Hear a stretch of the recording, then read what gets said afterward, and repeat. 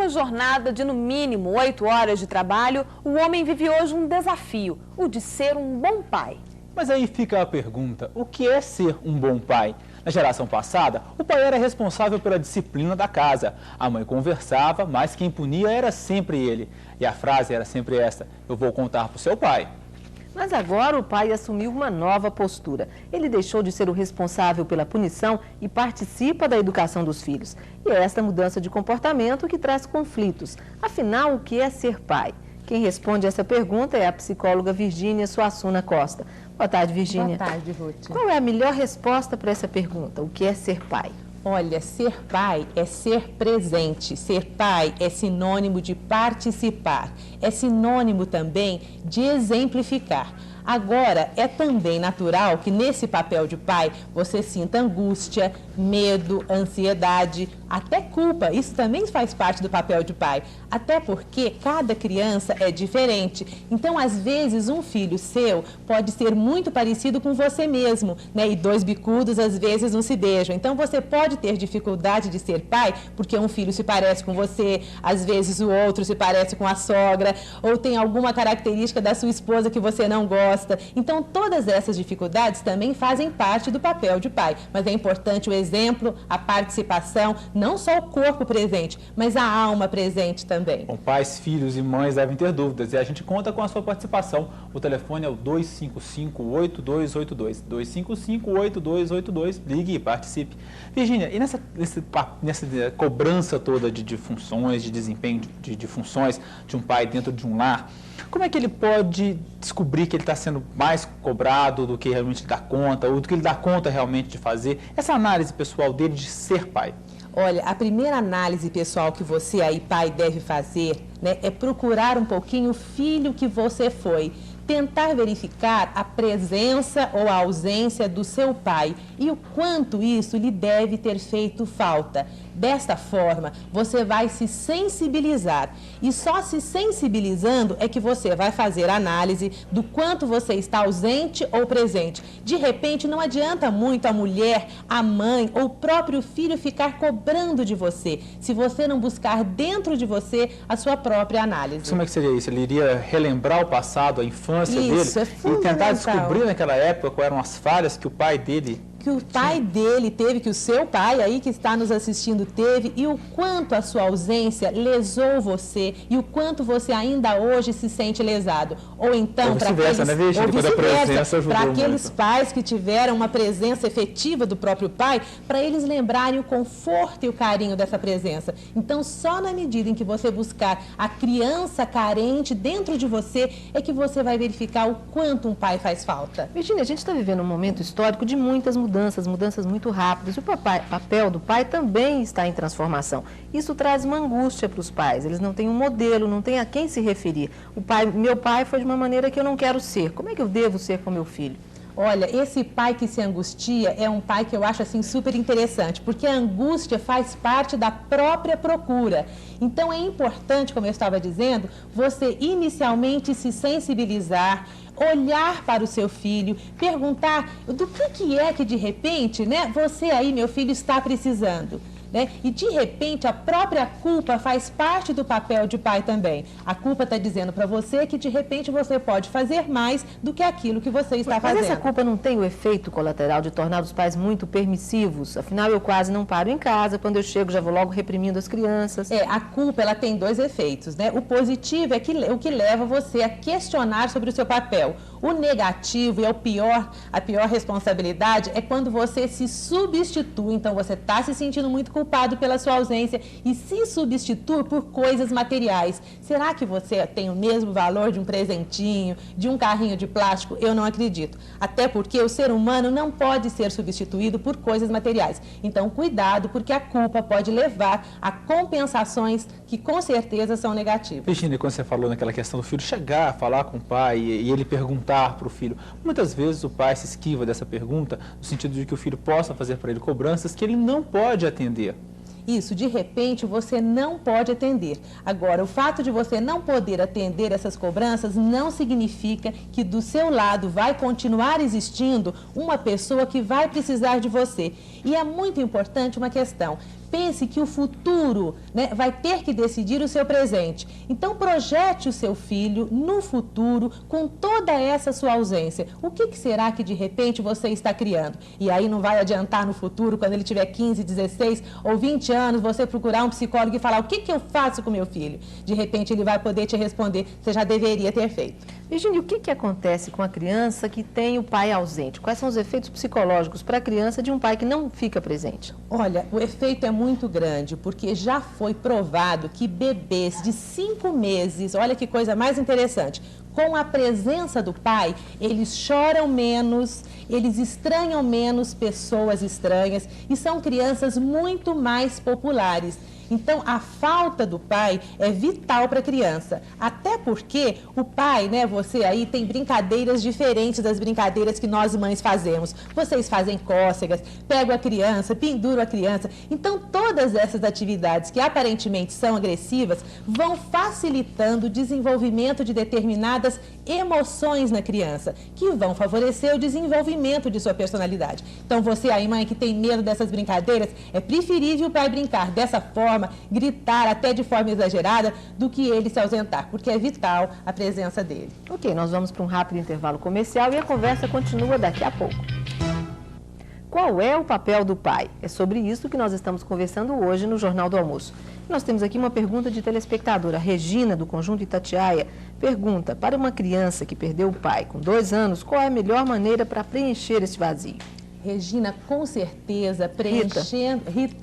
Rita, preenchendo esse vazio com uma outra figura masculina, porque, como eu coloquei há pouco, né, a mulher ensina determinadas habilidades, o homem ensina outras habilidades. Então, é com a substituição de uma figura masculina. Que pode ser o quê? O pai, o tio? O pai, o tio, o avô, que de repente é uma figura muito forte e importante também, que tem muita experiência para, de alguma maneira, estar lhe oferecendo, mas com certeza é com a figura masculina. Virginia, uma situação que está se tornando bastante comum nos últimos tempos é o pai adolescente. Essa é uma pergunta da Rosineide, do Novo Planalto. Que conselho você daria para uma pessoa que vai ser pai aos 18 anos? Olha, Rosineide, inicialmente eu quero compartilhar com você a minha tristeza. É uma pena um rapaz de 18 anos, né, ser pai. E eu fico assim, eu que vou te perguntar, será que este rapaz de 18 anos que está se tornando pai, ele teve um pai? Porque provavelmente, se ele tivesse um pai presente, ele poderia ter refletido melhor, né, nessa sua atitude. Agora, já que está aí mesmo, ele vai ter que assumir, eu gostaria muito de fazer um convite para ele e para todos os pais nesse dia, que você também se engravide psicologicamente. Como seria bom, né, se a gente tivesse uma sementinha para, no ato da concepção, fazê-lo se engravidar deste papel. Então, devagarzinho, eu acho que é importante ele até ler um livrinho, até trouxe, chama Inteligência Emocional e a Arte, né, de Educar Nossos Filhos, do Daniel Goleman. É fundamental para que todos os pais tenham acesso a essa referência, porque a única forma de ser pai é se sensibilizar do papel. Virginia, um momento para descontração. A Maurita já está aí, te parabeniza e diz que não perde um programa. Ah, muito obrigada. Já está aí. Bom, a Marli, lá de Palmeiras de Goiás, ela pergunta como proceder com o pai que é sempre do contra. De repente, esse pai, ele pode estar querendo contrariar a própria mãe. Muitas vezes o filho é usado, né, numa relação triangular, não para ser contrariado, mas muitas vezes para agredir a mãe. Então, acho que é importante você sentar com ele e verificar. Espera um pouquinho, você está querendo me contrariar ou contrariar o filho? Às vezes o filho é utilizado nessa relação muito mal resolvida. Mas às vezes o filho também tem a parcela dele, né? O filho tem a parcela dele. De repente, cada filho, né, tem uma característica de personalidade. E, de repente, o filho pode estar auxiliando a você, mostrando através dos seus comportamentos que tipo de atitude você tem dificuldade de lidar. Então, se você transformar o seu filho num professor, com certeza você vai ter melhores formas de lidar com ele. Eu vou emendar a resposta para a Emanuele, do Conjunto Caiçara, que ela pergunta o que o filho tem que fazer para compreender o pai.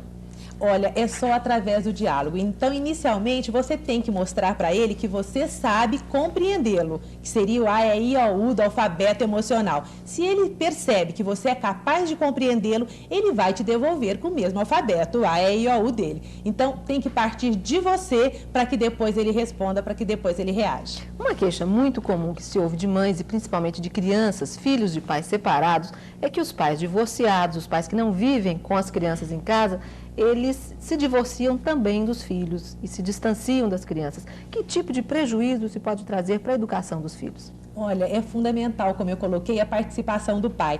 Porque se você perguntar um pouquinho, até para o teu organismo físico, ele não se nutre só de arroz e feijão, não é? Você precisa de cereais, de vegetais, de uma série de outras proteínas. Então, seria um organismo psicologicamente sem todos os nutrientes, na medida em que esse pai divorciado, de alguma maneira, não assume a sua função. Você acha que a mãe sozinha não é capaz de suprir os dois papéis? Ela não é capaz, já foi provado através de pesquisas, ela não é capaz, porque imagine só você vivendo de arroz a vida inteira. Então, infelizmente, nós estamos precisando dessa participação e muitas vezes essa participação não acontece, não é nem porque o pai divorciado não quer assumir o filho. Muitas vezes, aí eu vou dar uma puxadinha de orelha nas mães, é as mães que impedem este contato, até por ciúmes, né? Porque tem uma relação mal resolvida com o ex-marido. Virgínia, agora os pais também, os pais mais antigos ou outros pais mais novos que vêm com criação antiga, acham que o papel do pai é colocar em casa os bens materiais, as necessidades materiais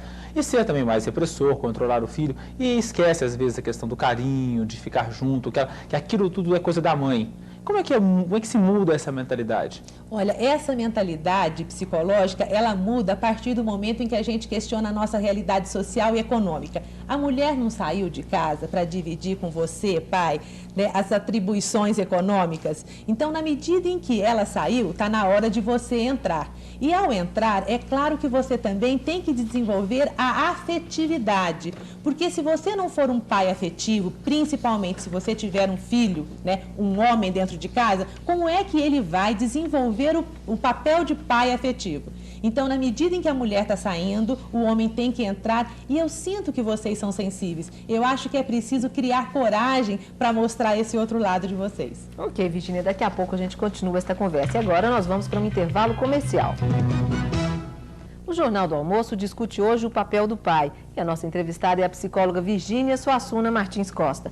Nós temos aqui uma pergunta da Mônica de Anápolis. Ela quer saber se é correto que o pai deixe tudo em cima da mãe, como impor horários e disciplina.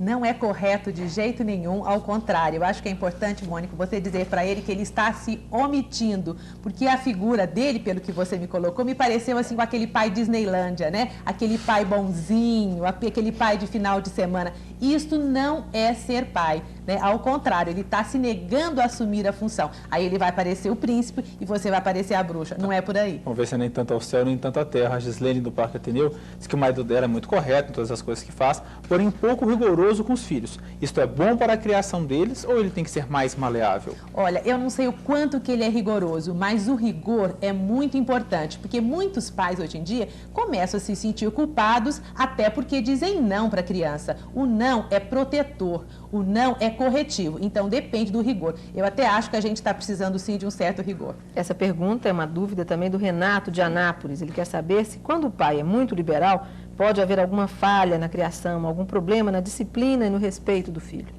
Olha, depende do que é muito liberal. Eu acho que tudo tem que ser, né? A disciplina tem que ser na medida certa. Se ele for muito liberal e a criança ou adolescente não tiver condições de estar enfrentando o mundo lá fora, é claro que ele vai dar cabeçadas. E isso pode prejudicar o desenvolvimento do filho. É difícil agradar aqui, porque o Washington do Jardim Esmeralda pergunta por que os pais são tão autoritários. Um é liberal demais, outro é autoritário demais, Virgínia. Eu acho até natural, né? A gente está aí numa época quando a gente está procurando. Será que ser autoritário demais está errado? Será que ser liberal demais está errado? Agora, eu ainda acredito que aqueles pais que têm uma certa dosezinha de autoridade têm se saído muito melhor do que aqueles pais que são mais liberais. Porque a nossa sociedade já está dando muita liberdade para as crianças e elas estão perdendo os limites. E por isso vão com certeza ser adultos que vão se machucar. A Suelene do Jardim Esmeralda pergunta se uma pessoa que viveu sem pai vai ter alguma dificuldade para criar os seus filhos. Olha, com certeza, não só para criar os filhos, mas ela tem dificuldades porque internamente, né, a construção psíquica dela está incompleta. Agora, o mais importante é você, já que de repente você aí provavelmente vai ter um marido, é compartilhar com ele a sua dificuldade, a sua falta e fazê-lo assumir. É claro que você vai ter mais dificuldades, sim. A Sônia do Jardim Olímpico pergunta, meu filho perdeu o pai com 20 dias, é um pouco rebelde, seria a falta do pai? Não necessariamente. Não existe uma relação de causa e efeito. O menino é rebelde porque, de repente, ele perdeu os pais. Às vezes, a criança, né, já tem alguns traços hereditários que fazem a criança apresentar um ou outro tipo de temperamento. Então, não utilize isso permitindo que ele esteja rebelde só porque ele não tem pai, porque aí ele vai aproveitar dessa oportunidade. A Natália tem 5 anos e ela telefonou, ela mora na Vila Moraes. Ela quer saber se quando um pai briga com o filho, é por bem ou ele briga mesmo querendo o mal. É claro, Natália, que ele briga querendo o seu bem, só que às vezes ele não sabe como brigar, e aí ele se altera, né, e de repente dá para você uma surra, um beliscão maior do que aquele que você iria merecer. Mas eu não acredito que nenhum pai, né, do fundo do coração faça alguma coisa com a intenção de prejudicar o seu filho, a não ser que esses pais tenham problemas psíquicos muito graves. Para nós é difícil para o filho entender isso, né? Levar uma bronca, ficar de castigo, apanhar e falar, não, isso é para o meu bem. Mas é interessante, né? Antigamente os adultos diziam assim, quando você for pai ou quando você for mãe, aí é que você vai entender que no fundo, sempre a boa intenção existe. A Carmínia, do Lorena Park, diz que o filho dela não conhece o pai e que às vezes ele cobra isso. O que ela deve fazer? Olha, apresentá-lo a esse pai. Ele tem direito, né? Se a sua escolha foi mal feita, ele não pode pagar esse ônus, porque de repente ele vai estar fantasiando essa imagem do pai. E na adolescência ele pode lhe cobrar isso com um ônus muito maior. Se o pai não quiser, Virgínia? Bom, se o pai não quiser, aí a responsabilidade não é sua, mãe. Aí a culpa vai ser do pai. Mas enquanto você não apresentá-lo para o pai, a culpa continua sendo sua. Então vamos transferir. O Luciano, do Setor Sul, quer saber como é que ele vai lidar com um pai tradicionalista, exageradamente duro com a família, perfeccionista e excessivamente preso a questões financeiras do passado. Olha, é apenas através do diálogo e através da sua atitude. Vai ser muito importante você mostrar para ele que ele pode confiar em você. E aí você pode até desafiá-lo. Ô pai, com tudo que você passou para mim, você acha que você não foi um bom cultivador? Acredita na sua semente. Então é através do diálogo e através das suas atitudes. Mas, Virgínia, muita gente tem dificuldade em aceitar esses novos hábitos. A vida mudou. Algumas pessoas estão muito agarradas ao passado. Como é que esses pais têm que fazer para aceitar as atitudes novas dos filhos sem tantos conflitos? Olha, eu acho até natural você aí, pai, ficar agarrado um pouquinho no passado, porque de repente o presente eu acho que passou por um outro polo. O que eu acho é que você precisa, junto ao seu filho, questionar dentro do presente, né, qual é a elasticidade possível. Porque se você também, pai, ficar muito agarrado no passado, o seu filho pode, para se rebelar, exagerar no presente. E aí vocês vão ter conflitos maiores. Vamos brincar de elasticidade. Peguem o elástico e tentem verificar em que ponto cada um pode ceder. Porque é só assim que a gente consegue conviver. Virgínia, Danilo, que não é o seu lá do Parque das Amendoeiras, disse, quando um pai dá mais atenção para um filho do que para o outro, o que fazer? Olha, você precisa conversar com esse pai. De repente, esse filho, para quem ele está dando mais atenção, de repente preenche mais as expectativas dele. Então, isso até tem uma certa naturalidade e é até compreensivo, né? Mas o mais importante é você perguntar para ele o que é que você pode fazer para tentar corresponder a algumas expectativas dele para você tê-lo mais perto de você. Então, por um lado, é compreensivo, né? Se explica, mas não justifica. É importante você ir até ele. A Márcia de Campinas pergunta como criar uma criança que não convive com o pai, pois é separado da mãe. Eu acho que é importante tentar aproximar o pai verdadeiro. É você quem está, Márcia, separada do seu marido, né? Ou do seu companheiro, não é o seu filho. Se nessa tentativa você, de repente, não obtiver sucesso, aproxime-o de uma figura masculina. A Elia, do Setor Pontal Sul, pergunta os pais que não têm diálogo com seus filhos e impedem qualquer atitude deles nesse sentido. Você falou a importância do diálogo, né? Mas um diálogo é de dois, está bem explicado. Isso. Se o outro não quer... Se o outro não quer, aí eu fico pensando, esse pai está muito adoecido mesmo. De repente, talvez você possa ensiná-lo a ter diálogo, dialogando você com a sua mãe, né? De alguma maneira você vai tentando substituir, né, dependendo do seu grau de maturidade, essa ausência. E indique para ele o livrinho que eu passei, Inteligência Emocional e a Arte de Educar os Nossos Filhos. Ok, Virgínia, muito obrigada pela sua participação aqui conosco e uma boa tarde. Uma boa tarde para nós e um feliz Dia dos Pais. Obrigado, Virgínia.